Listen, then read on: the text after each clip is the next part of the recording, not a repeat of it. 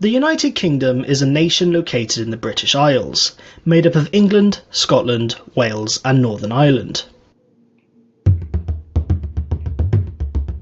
Thousands of years ago, the Isles were inhabited by long-forgotten pre-Celtic people, known as the Beaker culture, named for their distinctive pottery beakers.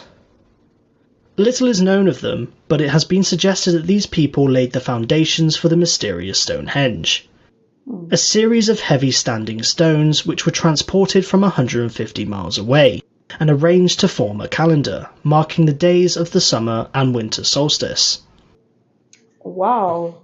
Hey Veracity, welcome back to the channel. It's a girl Veramore, and I'm back with another reaction video. Today, guys, I'm gonna be reacting to History of Britain in 20 minutes. I honestly would love to know the history of Britain, and I want to check it out with you guys.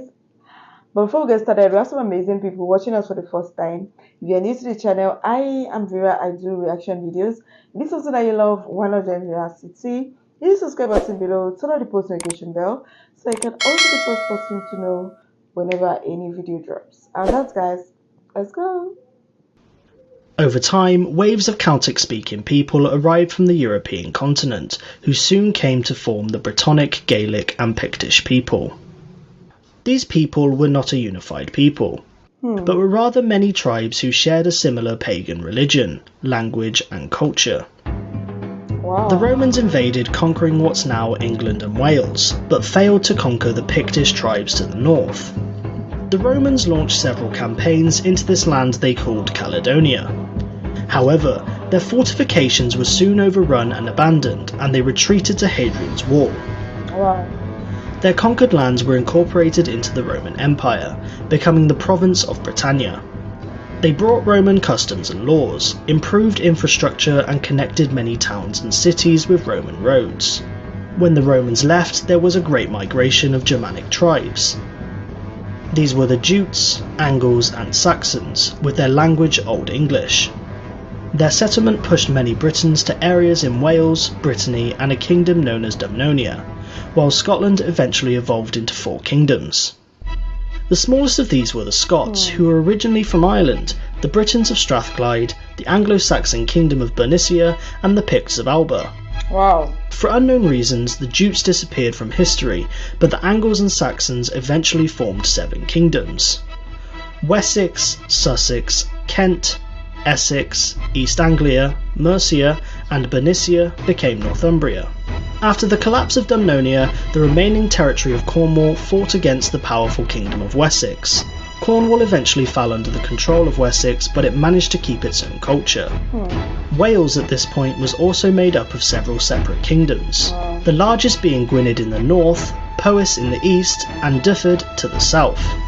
The British Isles soon saw numerous Norse raiders from Scandinavia. These were the Vikings, and they began settlement on many of the Scottish Isles, the Isle of Man, and they even founded the city of Dublin in Ireland.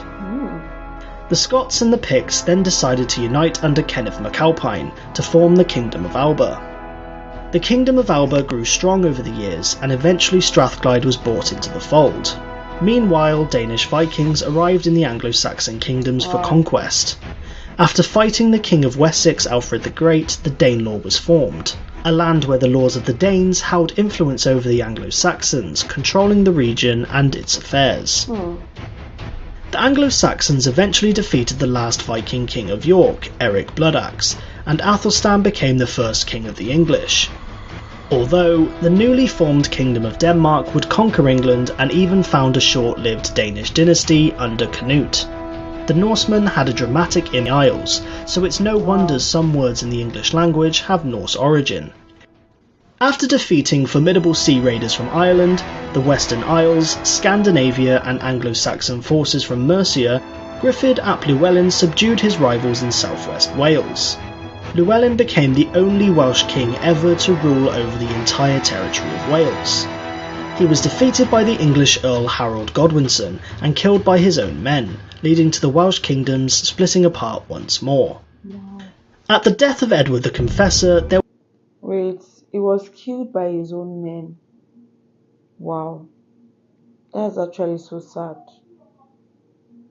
Let's go. There was a succession dispute between 4 claimants. Harold Godwinson was elected as king, and managed to defend England from an invasion by the Norwegian king Harald Hardrada. However, Harold had to march his armies south to defend against Duke William of Normandy, who had crossed the English Channel. According to tradition, at the Battle of Hastings, Harold was killed by an arrow to the eye, and the Norman invaders were victorious. The new King William defeated a number of rebellions, built a new design of castles called moat and baileys, and introduced a number of reforms, like trial by combat and the Domesday Book. The Norman dynasty invaded into South Wales and parts of Ireland, creating the Lordship of Ireland. At court, nobles spoke and conducted sessions in the Anglo-Norman language, which endured for centuries and left an incredible mark in development of modern English. After a brief civil war, Henry II would marry Eleanor of Aquitaine, establishing the Angevin Empire, beginning a long rivalry against France. Richard the Lionheart defended much of this territory and also became a central Christian commander during the Third Crusade, achieving considerable victories against his Muslim counterpart, Saladin. Under King John, heavy taxes were imposed on his barons in order to pay for his expensive foreign wars. The barons rebelled and forced John to sign the Magna Carta, a charter that established the principle that everyone was subject to the law, even the king, guaranteeing the rights of individuals, the right to justice, and the right to a fair trial. Most of North Wales remained independently ruled by several Welsh princes until 1216, when Llewellyn the Great became the ruler of the Principality of Wales. This would be the case until Edward I, who conquered Wales in 1284, effectively becoming part of England. At the death of King Alexander III, Scotland was left with 14 rivals for succession. To prevent civil war, the Scottish magnates asked Edward I of England to elect a claimant. John Balliol was elected king, but was constantly undermined by Edward, who opposed Scottish independence. Edward decided to launch several campaigns to conquer Scotland and depose King John, to which he acquired the nickname Hammer of the Scots. Under a brave Scottish knight William Wallace, the Scots mounted resistance against the English, defeating them at the Battle of Stirling Bridge.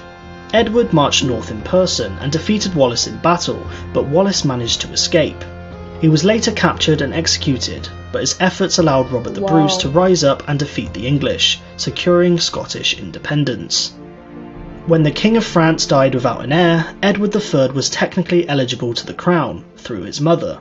The French court denied his claim and instead installed Philip of Valois. Edward paid homage to Philip as he owned the lands of Gascony and was essentially a vassal to the King of France.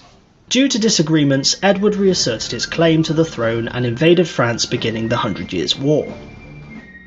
The English achieved notable victories at the Battle of Crécy, Poitiers and Oh my god, the fact that the wars are never ending. I mean, they've been fighting war for years.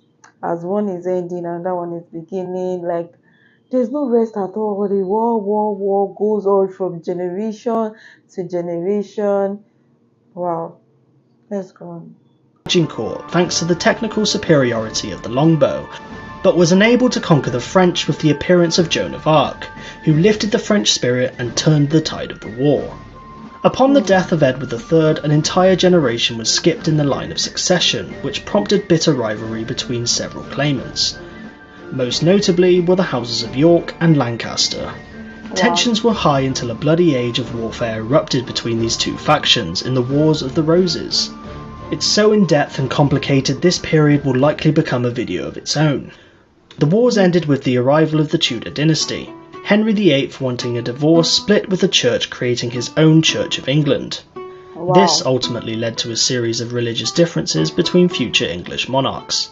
In between his 6 wives and naval adventures, Henry gave Wales representation in Parliament and created the Kingdom of Ireland, but realistically he only controlled an area known as the Pale. In addition, Henry's paranoia and suspicion amounted to tens of thousands of executions, including his friends and wives. During the 16th century, the largest and most powerful empire was Spain, under King Philip II. England, under Elizabeth I, were helping Dutch rebels reject Spanish rule, and many English privateers were also intercepting Spanish silver on its journey back from the New World. This angered the Spanish king, and the final straw came when Elizabeth had Mary Queen of Scots executed, because she did not want Scotland falling under Catholicism. The Spanish Armada, consisting of 130 ships, was deployed to invade England. At the Battle of Gravelines, an English victory forced the Spanish fleet to sail around the British Isles before storms in the north of Scotland destroyed the remaining ships. In retaliation, the English, led by Sir Francis Drake, amassed their own armada to invade Spain, but this too became a failed endeavour. Born in this period, William Shakespeare became a renowned poet, playwright and actor, who contributed significantly to English literature. When Queen Elizabeth of England died without an heir, her closest male relative was James VI of Scotland. James was elected as King of England and Scotland in a personal union, although the countries remained separate political entities. As the first monarch to rule the entire island of Great Britain, several assassination attempts were made by Catholic conspirators.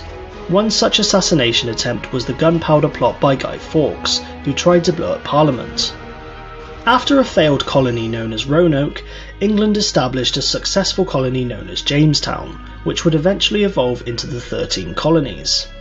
At first, expeditions to the New World were mainly driven by religious motives, which were predominantly to convert the natives to their faith.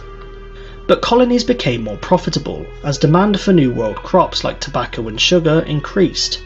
British ships also made a monopoly on the transportation of captive African slaves that crossed the Atlantic to the Americas. Millions of Africans were shipped in cramped, horrific conditions to work on brutal plantations in the Americas, and essentially became property to their masters. The fact that I'm African and I'm watching this video is just so sad. Like, taking the Africans as slaves, slave trade, slavery. And the fact is that this slavery still happens even now. Something that is still in existence, and it's just so pathetic. Let's go. For 300 years this practice continued in the British Empire until it was fully abolished in 1833. This period also saw a wave of plantations in Ireland, where Irish lands were confiscated and given to English and Scottish settlers. Tensions would rise between Charles I and Parliament. Following disagreements, conflicts between royal and parliamentary authority within England led to the English Civil War. The country became divided between parliamentarians, known as the Roundheads, and royalists, known as the Cavaliers. Under Oliver Cromwell and the New Model Army, the parliamentarians defeated Charles and executed him for treason. Cromwell became Lord Protector and dissolved the monarchy, but shortly after his death it was restored under Charles II. Charles II married Catherine of Braganza, and when she arrived from Portugal she introduced the greatest beverage of all time: tea. Tea had been used by China for centuries, but its arrival in the 17th century captured the interest of the English aristocracy, and soon captivated every other Englishman. In 1685, a Catholic James II became king in a largely Protestant nation. James's daughter Mary and her Dutch husband William were both Protestant, and many nobles unhappy with the Catholic king invited William to become king. William found considerable support when he invaded, and he was soon crowned King William III in what became known as the Glorious Revolution. Although William's supporters dominated the government, there remained a significant following for James II in the Scottish Highlands. Clan MacDonald of Glencoe was one such group who had not been prompt in pledging allegiance to the new monarch. For this reason alone, 38 members of the clan were murdered in what became known as the Massacre of Glencoe. After Scotland's failed colonial endeavours in Nova Scotia and Panama, and an economic crisis in the 1690s, there was a union between England and Scotland, forming the United Kingdom of Great Britain. The House of Stuart had ruled Britain for just over a century, but ended with the death of Queen Anne. Sophia of Hanover was the granddaughter of James I, and her son George became king. Great Britain soon found itself drawn into several European wars, most notable being the War of the Spanish Succession and the 7 Years' War. Victories in these wars resulted in territory for the empire, particularly in North America, although it resulted in considerable debt. In order to make up for this debt, King George III ordered heavy taxes be placed on the 13 colonies. This, among other reasons, culminated into the American War of Independence, and with financial help from France and Spain, the Americans were victorious. The East India Company, which was founded by Elizabeth I, had grown rapidly, and even operated its own military and controlled a sizable amount of territory. The company had set up fortified warehouses where they traded with many Indian rulers, acquiring important luxuries like textiles and spices. One of the most important cities of all was Bengal, as it had a large taxable population. The governor of Bengal, Robert Clive, ordered that the population grow opium to export to China, instead of growing food, as it proved to be a great source of income. However, when a famine struck, it resulted in the deaths of millions of people. Meanwhile, Captain James Cook arrived at New Zealand and the southeast coast of Australia, although he wasn't the first to discover the area because of past Portuguese and Dutch explorers. However, unlike the Dutch and Portuguese, Britain claimed it as their new penal colony, known as New South Wales, with the first convicts arriving in 1778. A new threat had emerged from France, French Emperor Napoleon Bonaparte.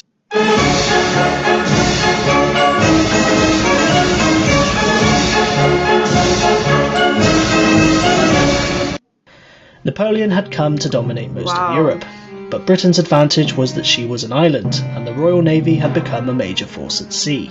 Invasion of Britain was near impossible, and in a series of coalitions Napoleon was defeated. By the end of the Napoleonic Wars, Britain was growing rapidly into a superpower based on their supremacy of naval engineering.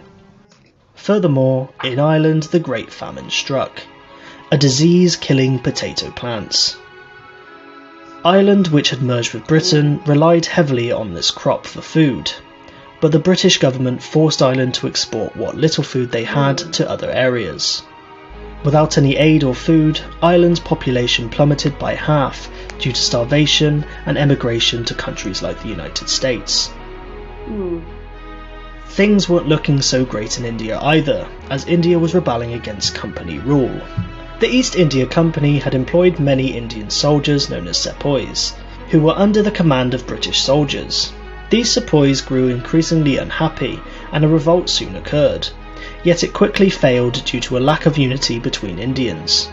After the rebellion, the British government took direct control, with Queen Victoria being declared Empress of India. During the 19th century, the world was forever changed by the Industrial Revolution. Society was transformed by technological advances and increasing mechanisation, and would launch Britain to global dominance. Some of the greatest innovations and inventions were the sewing machine, the fire extinguisher, steam-powered engines and turbines, the electric motor and photography. The telegraph was also a major invention, as a message could now be sent from Britain to India in a matter of hours. The establishment of railways and trains also transformed transport forever. Instead of travelling days by horse and carriage, it now only took a matter of hours by train. Engineering and communication advances not only united the empire, they triggered a manufacturing boom like no other. People flocked from rural areas to city centres for jobs. Nice. Productivity reached an all-time high, but the consequences of mass migration resulted in extremely cramped and polluted cities. However, with these problems that were generated, it resulted in an improved sewage system. Newcastle focused on shipbuilding, Manchester the cotton industry, Liverpool became a major trading centre, Middlesbrough fixated itself on iron and steel works. The presence of iron ore, limestone and large coal deposits in the West Midlands and South East Wales prompted the establishment of ironworks, and Scotland boomed in the linen industry. The Victorian era also saw a major change in society, as families from the poorest backgrounds gained access to education, although it was much stricter than today's standards. The 1860s also saw the rise of the greatest food combination ever, fish and chips. Towards the end of the 19th century, European powers came together at the Berlin Conference to divide Africa between them. A group in South Africa known as the Boers, who were originally Dutch settlers, proved difficult for the British. The Boers lived in two nations, the Free Orange State and the Republic of Transvaal, and both resisted British rule using guerrilla warfare. To counter this, the British placed many women and children in their tens of thousands into concentration camps, where many died from starvation and disease. Britain became a major player in the First World War, and many men proudly volunteered to serve and protect their country. The Great War, as it was called, saw the use of new technology, such as dreadnoughts, warplanes, artillery, machine guns, grenades, chemical weapons, bolt-action rifles, and the first use of the tank. Many faced horrific conditions in the trenches and witnessed gruesome battles. Millions died, and many returned home shell-shocked by what they had seen. The Empire reached its territorial height in 1921 after gaining territory from Germany and the crumbling Ottoman Empire. The Empire now ruled over 400 million people and controlled 1/4 of the world's landmass. But the reality was, Britain could no longer afford to build bases or ships to defend its empire as it had before 1914. Ireland finally managed to break away from British rule and formed the Irish Free State, and shortly after became a republic. The Second World War was more brutal and horrific than the First. Most of Europe had fallen under German occupation, and under Prime Minister Winston Churchill, Britain stood strong during the Battle of Britain and the Blitz. Britain were extremely successful at intercepting and decoding enemy communications, with the likes of Alan Turing, who cracked the German Enigma code.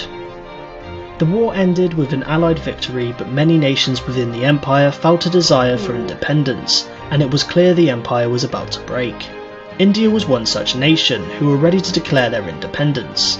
Mohandas Gandhi practiced a non-violent approach, and this proved successful, as shortly after India gained independence. The Commonwealth of Nations was formed to improve relations and economic ties with former colonies. This still remains today, with 53 members united by language, history, culture, and shared values of democracy. The British Empire officially ended with Hong Kong, Britain's last colony, being handed over to China in 1997.